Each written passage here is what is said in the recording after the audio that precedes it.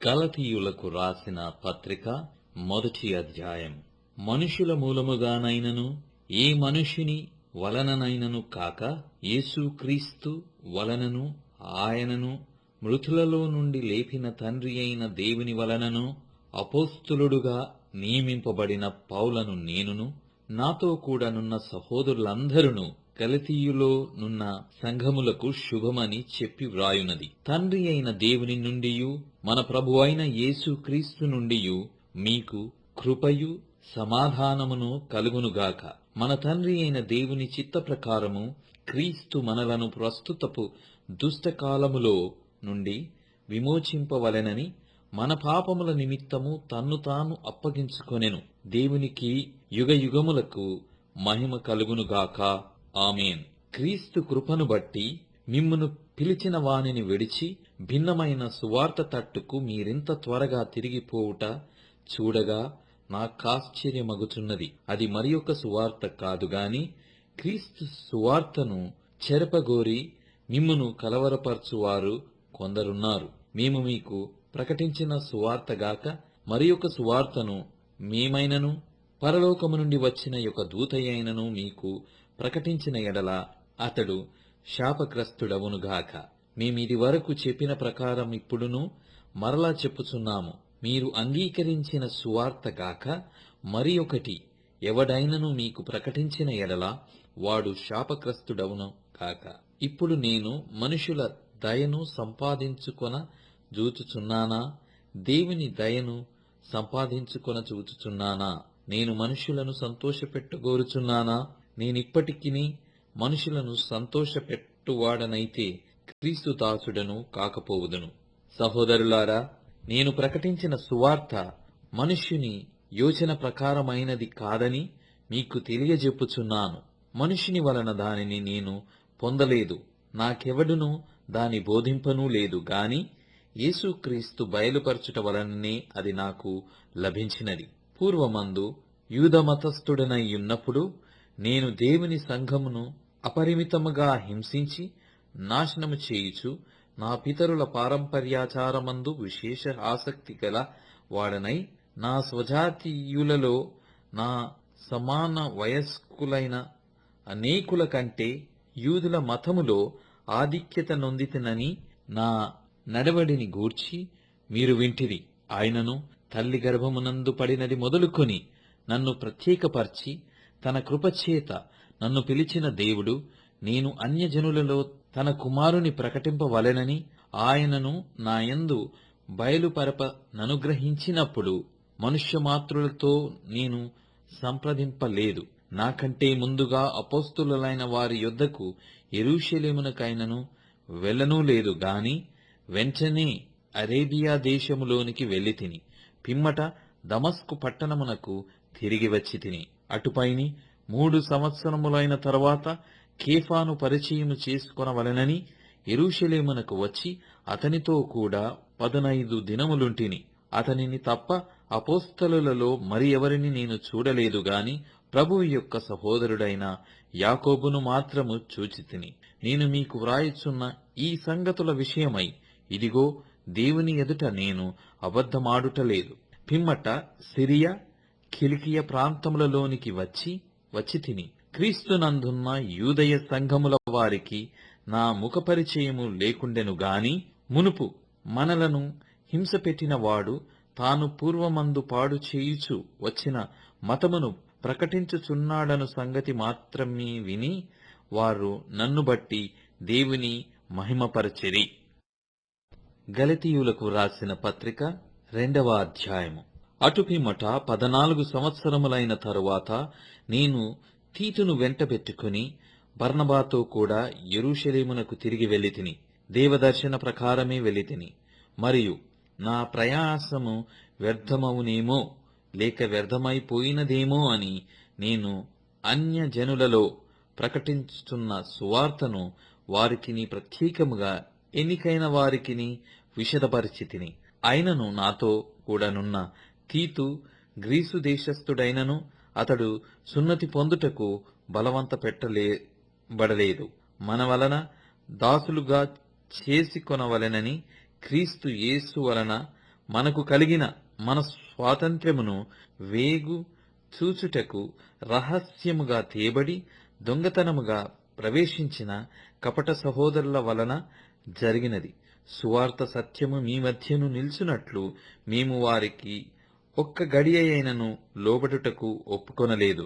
ఎన్నటికైనా వారుగా ఎంచబడిన వారి యొద్ద నేనేమియూ నేర్చుకొనలేదు. వారెంతటి వారైనను నాకు లక్ష్యము లేదు. దేవుడు నరుని వేషము చూడడు. ఆ ఎన్నికైన వారు నాకేమియూ ఉపదేశింపలేదు.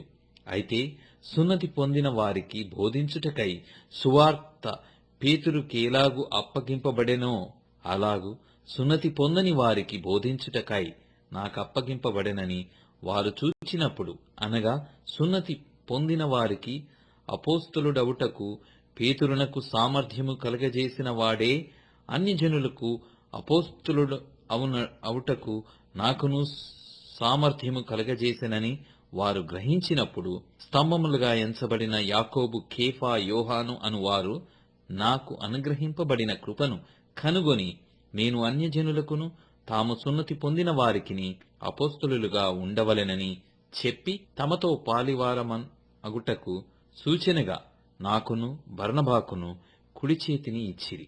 మేము బీదలను జ్ఞాపకము చేసుకొనవలెనని మాత్రమే వారు కోరిరి. అలాగు చేయుటకు నేనును ఆసక్తి కలిగియుంటిని.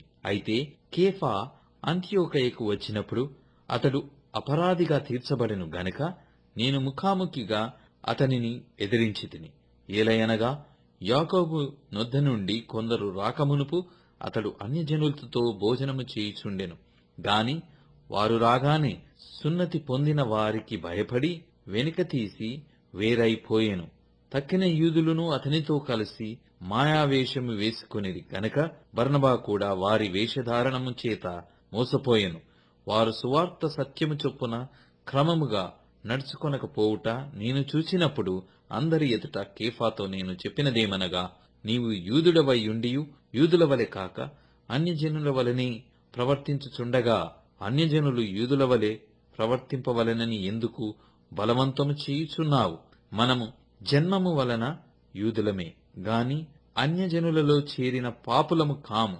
మనుష్యుడు యేసుక్రీస్తునందలి విశ్వాసము వలననే గాని ధర్మశాస్త్ర సంబంధమైన క్రియల మూలమున నీతిమంతుడుగా తీర్చబడడని ఎరిగి మనమును ధర్మశాస్త్ర సంబంధమైన క్రియల మూలమున గాక క్రీస్తునందలి విశ్వాసము వలనని నీతిమంతులమని తీర్చబడుటకై యేసుక్రీస్తునందు విశ్వాసముంచి ఉన్నాము. ధర్మశాస్త్ర సంబంధ క్రియల మూలమున ఏ శరీరియు నీతిమంతుడని తీర్చబడడు గదా.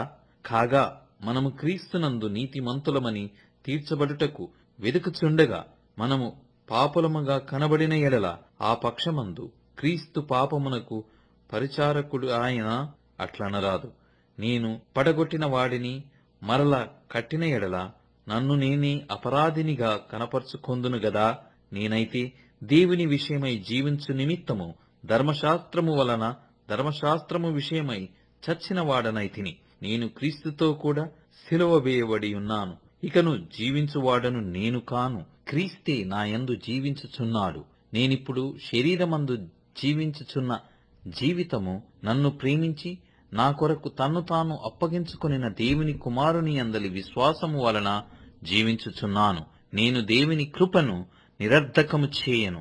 నీతి ధర్మశాస్త్రము వలనైతే ఆ పక్షమందు క్రీస్తు చనిపోయినది నిష్ప్రయోజనమే. గలతీయులకు రాసిన పత్రిక 3వ అధ్యాయము. ఓ అవివేకులైన గలతీయులారా, మిమ్మును ఎవడు భ్రమపెట్టెను? సిలువ వేయబడిన వాడైనట్టుగా యేసుక్రీస్తు మీ కనుల ఎదుట ప్రదర్శింపబడెను గదా. ఇది మాత్రమే మీ వలన తెలుసుకొనగోరుచున్నాను. ధర్మశాస్త్ర సంబంధ క్రియల వలన ఆత్మను పొందితిరా, లేక విశ్వాసముతో వినుట వలన పొందితిరా? మీరంతా అవివేకులైతిరా. మొదట ఆత్మానుసారముగా ఆరంభించి ఇప్పుడు శరీరానుసారంగా పరిపూర్ణులగుదరా? వ్యర్థముగానే ఇన్ని కష్టములు అనుభవించితిరా? అది నిజముగా వ్యర్థమగునా? ఆత్మను మీకు అనుగ్రహించి మీలో అద్భుతములు చేయించువాడు ధర్మశాస్త్ర సంబంధ క్రియల వలన లేక విశ్వాసముతో వినుట వలన చేయించుచున్నాడు. అబ్రహాము దేవుని నమ్మెను, అది అతనికి నీతిగా ఎంచబడెను. కాబట్టి విశ్వాస సంబంధులే అబ్రహాము కుమారులని మీరు తెలుసుకొనుడి. దేవుడు విశ్వాసమూలముగా అన్యజనులను నీతిమంతులుగా తీర్చునని లేఖనము ముందుగా చూచి, నీయందు అన్యజనులందరూ ఆశీర్వదింపబడుదురు అని అబ్రహామునకు సువార్తను ముందుగా ప్రకటించెను. కాబట్టి విశ్వాస సంబంధులే విశ్వాసము గల అబ్రహాముతో కూడా ఆశీర్వదింపబడుదురు. ధర్మశాస్త్రము విధించిన క్రియలకు సంబంధులందరూ శాపమునకు లోనయ్యున్నారు. ఎందుకనగా ధర్మశాస్త్రం గ్రంథమందు వ్రాయబడిన విధులన్నీయు చేయుటయందు నిలకడగా ఉండని ప్రతి వాడును శాపగ్రస్తుడు అని వ్రాయబడియున్నది. ధర్మశాస్త్రము చేత ఎవడును దేవుని ఎదుట నీతిమంతుడని తీర్చబడను సంగతి స్పష్టమే. ఏలయనగా నీతిమంతుడు విశ్వాసమూలముగా జీవించును. ధర్మశాస్త్రము విశ్వాస సంబంధమైనది కాదుగాని దాని విధులను ఆచరించువాడు వాటి వలననే జీవించును. ఆత్మను గూర్చిన వాగ్దానము విశ్వాసం వలన మనకు లభించినట్లు అబ్రహాము పొందిన ఆశీర్వచనము క్రీస్తు యేసు ద్వారా అన్యజనులకు కలుగుటకై క్రీస్తు మన కోసము శాపమై మనలను ధర్మశాస్త్రము యొక్క శాపము నుండి విమోచించెను. ఇందును గూర్చి మ్రాను మీద వ్రేలాడిన ప్రతి వాడును శాపగ్రస్తుడు అని వ్రాయబడి ఉన్నది. సహోదరులారా, మనుష్యరీతిగా మాట్లాడుచున్నాను. మనుషుడు చేసిన ఒడంబడిక అయినను స్థిరపడిన తరువాత ఎవడును దాని కొట్టివేయడు, దానితో మరేమియు కలుపడు. అబ్రహామునకును అతని సంతానమునకు వాగ్దానములు చేయబడెను. ఆయన అనేకులను గూర్చి అన్నట్టు సంతానములకును అని చెప్పక ఒకని గూర్చి అన్నట్టే నీ సంతానమునకును అనెను. ఆ సంతానము క్రీస్తు. నేను చెప్పునదేమనగా 430 సంవత్సరములైన తరువాత వచ్చిన ధర్మశాస్త్రము వాగ్దానమును నిరర్ధకము చేయునంతగా పూర్వమందు దేవుని చేత స్థిరపరచబడిన నిబంధనను కొట్టివేయదు. ఆ స్వాస్థ్యము ధర్మశాస్త్ర మూలముగా కలిగిన ఎడల ఇక వాగ్దాన మూలముగా కలిగినది కాదు. అయితే దేవుడు అబ్రహామునకు వాగ్దానము వలననే దానిని అనుగ్రహించెను. అలాగైతే ధర్మశాస్త్రం ఎందుకు? ఎవనికి ఆ వాగ్దానము చేయబడెనో ఆ సంతానము వచ్చు వరకు అది అతిక్రమములను బట్టి దానికి తరువాత ఇయ్యబడెను. అది మధ్యవర్తి చేత దేవదూతల ద్వారా నియమింపబడెను. మధ్యవర్తి యొకనికి మధ్యవర్తి కాడు గాని దేవుడొక్కడే. ధర్మశాస్త్రము దేవుని వాగ్దానములకు విరోధమైనదా? అట్లనరాదు. జీవింపజేయ శక్తిగల ధర్మశాస్త్రము ఇయ్యబడి ఉన్న ఎడల వాస్తవముగా నీతి ధర్మశాస్త్ర మూలముగానే కలుగును గాని యేసు క్రీస్తునందలి విశ్వాస మూలముగా కలిగిన వాగ్దానము విశ్వసించు వారికి అనుగ్రహింపబడినట్లు లేఖనము అందరినీ పాపములో బంధించెను. విశ్వాసము వెల్లడి కాకమునుపు ఇక ముందుకు బయలుపరచబడబోవు విశ్వాసమవలంబింపవలసిన వారముగా చెరలో ఉంచబడినట్టు మనము ధర్మశాస్త్రమునకు లోనైన వారమైతిమి. కాబట్టి మనము విశ్వాస మూలమున నీతిమంతులమని తీర్చబడినట్లు క్రీస్తునొద్దకు మనలను నడిపించుటకు ధర్మశాస్త్రము మనకు బాలశిక్షకుడు ఆయను. అయితే విశ్వాసము వెల్లడి ఆయను గనక ఇక బాలశిక్షకుని క్రింద ఉండం. యేసుక్రీస్తునందు మీరందరూ విశ్వాసము వలన దేవుని కుమారులయ్యున్నారు. క్రీస్తులోనికి బాప్తిస్మం పొందిన మీరందరూ క్రీస్తును ధరించుకొనియున్నారు. ఇందులో యూదుడని గ్రీసు దేశస్థుడని లేదు, దాసుడని స్వతంత్రుడని లేదు, పురుషుడని స్త్రీ అని లేదు. యేసుక్రీస్తునందు మీరందరూ ఏకముగా ఉన్నారు. మీరు క్రీస్తు సంబంధులైతే ఆ పక్షమందు అబ్రహాము యొక్క సంతానమయ్యుండి వాగ్దాన ప్రకారము వారసులయ్యున్నారు. గలతీయులకు రాసిన పత్రిక 4వ అధ్యాయము. మరియు నేను చెప్పునదేమనగా, వారసుడు అన్నిటికిని కర్తయ్యున్నను బాలుడయ్యున్నంత కాలము అతనికిని దాసునికిని ఏ భేదమును లేదు. తండ్రి చేత నిర్ణయింపబడిన దినము వచ్చు వరకు అతడు సంరక్షకుల యొక్కయు గృహ నిర్వాహకుల యొక్కయు ఆధీనములో ఉండును. అటువలే మనము బాలురమయ్యున్నప్పుడు లోక సంబంధమైన మూలపాఠములకు లోబడి దాసులమై యుంటిమి. అయితే కాలము పరిపూర్ణమైనప్పుడు దేవుడు తన కుమారుని పంపెను. ఆయన స్త్రీ యందు పుట్టి మనము దత్తపుత్రులము కావలెనని ధర్మశాస్త్రమునకు లోబడియున్న వారిని విమోచించుటకై ధర్మశాస్త్రమునకు లోబడిన వాడాయెను. మరియు మీరు కుమారులయ్యున్నందున నాయనా తండ్రి అని మొరపెట్టు తన కుమారుని ఆత్మను దేవుడు మన హృదయములలో పంపెను. కాబట్టి నీవిక దాసుడవు కావు, కుమారుడవే. కుమారుడవైతే దేవుని ద్వారా వారసుడవు. ఆ కాలమందైతే మీరు దేవుని ఎరగని వారై నిజమునకు దేవుళ్ళు కాని వారికి దాసులయ్యుంటిరి గాని, ఇప్పుడు మీరు దేవునిని ఎరిగిన వారును మరి విశేషముగా దేవుని చేత ఎరగబడిన వారునై ఉన్నారు గనుక బలహీనమైనవియు నిష్ప్రయోజనమైనవియునైన మూలపాఠముల తట్టు మరల తిరగనేలా, మునుపటి వలె మరల వాటికి దాసులయ్యుండగోరనేలా మీరు దినములను మాసములను ఉత్సవకాలములను సంవత్సరములను ఆచరించుచున్నారు. మీ విషయమై నేను పడిన కష్టము వ్యర్థమైపోవునేమో అని మిమ్మును గూర్చి భయపడుచున్నాను. సహోదరులారా, నేను మీ వంటి వాడనైతిని గనుక మీరును నా వంటి వారు కావలెనని మిమ్మును వేడుకొనుచున్నాను. మీరు నాకు అన్యాయము చేయలేదు. మొదటిసారి శరీర దౌర్బల్యము కలిగినను నేను సువార్త మీకు ప్రకటించితినని మీరెరుగుదురు. అప్పుడు నా శరీరములో మీకు శోధనగా ఉండిన దానిని బట్టి నన్ను మీరు తృణీకరింపలేదు, నిరాకరింపనైననూ లేదు గాని దేవుని దూతను వలె క్రీస్తు యేసును వలెను నన్ను అంగీకరించితిరి. మీరు చెప్పుకొనిన ధన్యత ఏమైనది? శక్యమైతే మీ కన్నులు ఊడబీకి నాకిచ్చివేసి యుందురని మీ పక్షమున సాక్ష్యము పలుకుచున్నాను. నేను మీతో నిజమాడినందున మీకు శత్రువునైతినా? వారు మీ మేలు కోరి మిమ్మును ఆసక్తితో వెంటాడువారు కారు. మీరే తమ్మును వెంటాడవలెనని మిమ్మును బయటికి త్రోసివేయు గోరుచున్నారు. నేను మీ యొద్ద ఉన్నప్పుడు మాత్రమే గాక ఎల్లప్పుడూ మంచి విషయములో ఆసక్తిగా నుండుట యుక్తమే. నా పిల్లలారా, క్రీస్తు స్వరూపము మీ అందేర్పడు వరకు మీ విషయమై మరలా నాకు ప్రసవ వేదన కలుగుచున్నది. మిమ్మును గూర్చి ఎటు తోచకయున్నాను. నేనిప్పుడే మీ మధ్యకు వచ్చి మరి ఒక విధముగా మీతో మాటలాడగోరుచున్నాను. ధర్మశాస్త్రమునకు లోబడియుండ గోరువారలారా, మీరు ధర్మశాస్త్రము వినుటలేదా? నాతో చెప్పుడి. దాసి వలన ఒకడును స్వతంత్రురాలి వలన ఒకడును ఇద్దరు కుమారులు అబ్రహామునకు కలిగిరని వ్రాయబడి ఉన్నది గదా.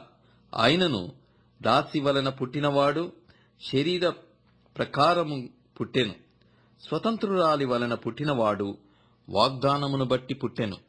ఈ సంగతులు అలంకార రూపకముగా చెప్పబడి ఉన్నవి. ఈ స్త్రీలు రెండు నిబంధనలై ఉన్నారు. వాటిలో ఒకటి సీనాయి కొండ సంబంధమైనదై దాస్యములో ఉండుటకు పిల్లలు కనును. ఇది హాగరు. ఈ హాగరు అనున్నది అరేబియా దేశములో ఉన్న సీనాయి కొండయే. ప్రస్తుతమందున్న యెరూషలేము దాని పిల్లలతో కూడా దాస్యమందున్నది గనుక ఆ నిబంధన దానికి దీటయ్యి ఉన్నది. అయితే పైనున్న యెరూషలేము స్వతంత్రముగా ఉన్నది. అది మనకు తల్లి. ఇందుకు కనని గొడ్రాలా సంతోషించుము. ప్రసవ వేదన పడని దానా బిగ్గరగా కేకలు వేయుము. ఏలయనగా పెనిమిటి గలదాని పిల్లల కంటే పెనిమిటి లేని దాని పిల్లలు ఎక్కువ మంది ఉన్నారు అని వ్రాయబడి ఉన్నది. సహోదరులారా, మనమును ఇస్సాకు వలె వాగ్దానమును బట్టి పుట్టిన కుమారులమై ఉన్నాము. అప్పుడు శరీరమును బట్టి పుట్టినవాడు ఆత్మను బట్టి పుట్టినవానిని ఎలాగూ హింస పెట్టెనో ఇప్పుడును అలాగే జరుగుచున్నది. ఇందును గూర్చి లేఖనమేమి చెప్పుచున్నది? దాసిని దాని కుమారుని వెళ్ళగొట్టుము. దాసి కుమారుడు స్వతంత్రురాలి కుమారునితో పాటు వారసుడైయుండు. కాగా సహోదరులారా, మనము స్వతంత్రురాలి కుమారులమే గాని దాసి కుమారులము కాము. గలతీయులకు రాసిన పత్రిక 5వ అధ్యాయం. ఈ స్వాతంత్ర్యము అనుగ్రహించి క్రీస్తు వలన స్వతంత్రులనుగా చేసియున్నాడు. కాబట్టి మీరు స్థిరముగా నిలిచి మరల దాస్యమును కాడి క్రింద చిక్కుకొనకుడి. చూడుడి, మీరు సున్నతి పొందిన ఎడల క్రీస్తు వలన మీకు ప్రయోజనమేమీ కలగదని పౌలను నేను మీతో చెప్పుచున్నాను. ధర్మశాస్త్రము యావత్తూ ఆచరింపబద్ధుడై ఉన్నాడని సున్నతి పొందిన ప్రతి మనుష్యునికి నేను మరలా దృఢముగా చెప్పుచున్నాను. మీలో ధర్మశాస్త్రము వలన నీతిమంతులమని తీర్చబడువాడెవరో వారు క్రీస్తులో నుండి బొత్తిగా వేరు చేయబడి ఉన్నారు, కృపలో నుండి తొలగిపోయి ఉన్నారు. ఏలయనగా మనము విశ్వాసము గలవారమై నీతి కలుగునను నిరీక్షణ సఫలమగునని ఆత్మ ద్వారా ఎదురుచూచుచున్నాం. యేసుక్రీస్తు నందుండు వారికి సున్నతి పొందుటయందేమీయూ లేదు, పొందకపోవుటయందేమీయూ లేదు గాని ప్రేమ వలన కార్యసాధకమగు విశ్వాసమే ప్రయోజనకరమగును. మీరు బాగుగా పరిగెత్తుచుంటిరి. సత్యమునకు విధేయులు కాకుండా మిమ్మును ఎవడు అడ్డగించెను? ఈ ప్రేరేపణ మిమ్మును పిలుచుచున్న వాని వలన కలగలేదు. పులిసిన పిండి కొంచెమైనను ముద్దయంతయు పులుపు చేయును. మీరెంత మాత్రమును వేరుగా ఆలోచింపరని ప్రభువునందు మిమ్మును గూర్చి నేను రూఢిగా నమ్ముకొనుచున్నాను. మిమ్మును కలవరపెట్టుచున్నవాడు ఎవడైనను వాడు తగిన శిక్షను భరించును. సహోదరులారా, సున్నతి పొందవలెనని నేనింకను ప్రకటించుచున్న ఎడల ఇప్పటికిని హింసింపబడనేలా ఆ పక్షమున శిలువ విషయమైన అభ్యంతరము తీసివేయబడును గదా. మిమ్మును కలవరపెట్టువారు తమ్మును తాము ఛేదించుకొనుట మేలు. సహోదరులారా, మీరు స్వతంత్రులుగా ఉండుటకు పిలువబడితిరి. అయితే ఒక మాట, ఆ స్వాతంత్ర్యమును శరీర క్రియలకు హేతువు చేసి కొనక ప్రేమ కలిగిన వారై ఒకనికొకడు దాసులయ్యుండుడి. ధర్మశాస్త్రమంతయు నిన్ను వలె నీ పొరుగువానిని ప్రేమించుము అను ఒక్క మాటలో సంపూర్ణమయ్యున్నది. అయితే మీరు ఒకనినొకడు కరుచుకొని భక్షించిన ఎడల మీరు ఒకని వలన ఒకడు బొత్తిగా నశించిపోదురేమో చూచుకొనుడి. నేను చెప్పునదేమనగా, ఆత్మానుసారంగా నడుచుకొనుడి, అప్పుడు మీరు శరీరేచ్ఛను నెరవేర్చరు. శరీరము ఆత్మకును, ఆత్మ శరీరమునకును విరోధముగా ఆపేక్షించును. ఇవి ఒకదానికొకటి వ్యతిరేకముగా ఉన్నవి గనుక మీరేవి చేయ నిశ్చయింతురో వాటిని చేయకుందురు. మీరు ఆత్మచేత నడిపింపబడిన ఎడల ధర్మశాస్త్రమునకు లోనైన వారు కారు. శరీర కార్యములు స్పష్టమయ్యున్నవి. అవేవనగా జారత్వము, అపవిత్రత, కాముకత్వము, విగ్రహారాధన, అభిచారము, ద్వేషములు, కలహము, మత్సరములు, క్రోధములు, కక్షలు, భేదములు, మితములు, అసూయలు, మత్తతులు, అల్లరితో కూడిన ఆటపాటలు మొదలైనవి. వీటిని గూర్చి నేను మునుపు చెప్పిన ప్రకారము ఇట్టి వాటిని చేయువారు దేవుని రాజ్యమును స్వతంత్రించుకొనరని మీతో స్పష్టముగా చెప్పుచున్నాను. అయితే ఆత్మఫలమేమనగా ప్రేమ, సంతోషము, సమాధానము, దీర్ఘశాంతము, దయాళుత్వము, మంచితనము, విశ్వాసము, సాత్వికము, ఆశా నిగ్రహము. ఇట్టి వాటికి విరోధమైన నియమమేదియూ లేదు. క్రీస్తు యేసు సంబంధులు శరీరమును దాని ఇచ్ఛలతోనూ దురాశలతోనూ సిలువ వేసియున్నారు. మనము ఆత్మననుసరించి జీవించువారమైతిమా? ఆత్మను అనుసరించి క్రమముగా నడుచుకుందము. ఒకరినొకరము వివాదమునకు రేపకయు, ఒకరియందొకరము అసూయ పడకయు, వృధాగా అతిశయపడకయు ఉందము. గలతీయులకు వ్రాసిన పత్రిక 6వ అధ్యాయం. సహోదరులారా, ఒకడు ఏ తప్పితములోనైనను చిక్కుకొనిన ఎడల ఆత్మ సంబంధులైన మీలో ప్రతివాడు తానును శోధింపబడునేమో అని తన విషయమై చూచుకొనుచు సాత్వికమైన మనస్సుతో అట్టి వానిని మంచి దారికి తీసుకొని రావలెను. ఒకని భారములనొకడు భరించి ఇలాగు క్రీస్తు నియమమును పూర్తిగా నెరవేర్చుడి. ఎవడైనను వట్టివాడయ్యుండి తాను ఎన్నికైన వాడనని ఎంచుకొనిన ఎడల తన్ను తానే మోసపరుచుకొనుచు కొనును. ప్రతివాడును తాను చేయు పనిని పరీక్షించి చూచుకొనవలెను. అప్పుడు ఇతరుని బట్టి కాక తనను బట్టియే అతనికి అతిశయము కలుగును. ప్రతివాడును తన బరువు తానే భరించుకొనవలెను గదా.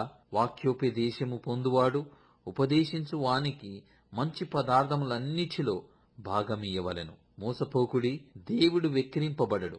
మనుషుడు ఏమి విత్తునో ఆ పంటనే కోయును. ఎలాగనగా తన శరీర ఇచ్ఛలను బట్టి విత్తువాడు తన శరీరము నుండి క్షయమను పంట కోయును. ఆత్మను బట్టి విత్తువాడు ఆత్మ నుండి నిత్యజీవమను పంటను కోయును. మనము మేలు చేయుట యందు విసుకక యుందము. మనము అలయక మేలు చేసితిమేని తగిన కాలమందు పంట కోతుము. కాబట్టి మనకు సమయము దొరికిన కొలది అందరి ఎడలను, విశేషముగా విశ్వాస గృహమునకు చేరిన వారి ఎడలను మేలు చేయుదము. నా స్వహస్తముతో మీకెంత పెద్ద అక్షరములతో వ్రాయుచున్నానో చూడుడి. శరీర విషయమందు చక్కగా అగపడగోరుచు వారెవరో వారు తాము క్రీస్తు యొక్క శిలువ విషయమై హింస పొందకొండుటకు మాత్రమే సున్నతి పొందవలెనని మిమ్మును బలవంతము చేయుచున్నారు. అయితే వారు సున్నతి పొందిన వారైనను ధర్మశాస్త్రము ఆచరింపరు. తాము మీ శరీర విషయమందు అతిశయించు నిమిత్తము మీరు సున్నతి పొందవలెనని కోరుచున్నారు. అయితే మన ప్రభువైన యేసుక్రీస్తు శిలువయందు తప్ప మరి దేని యందును అతిశయించుట నాకు దూరమవునుగాక.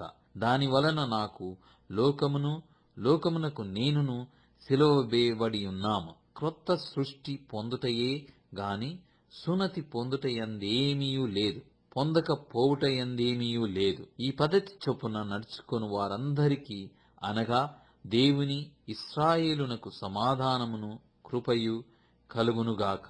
నేను యేసు యొక్క ముద్రలు నా శరీరమందు ధరించియున్నాను. ఇక మీదట ఎవడునూ నన్ను శ్రమ పెట్టవద్దు. సహోదరులారా, మన ప్రభువైన యేసుక్రీస్తు కృప మీ ఆత్మతో ఉండునుగాక. ఆమేన్.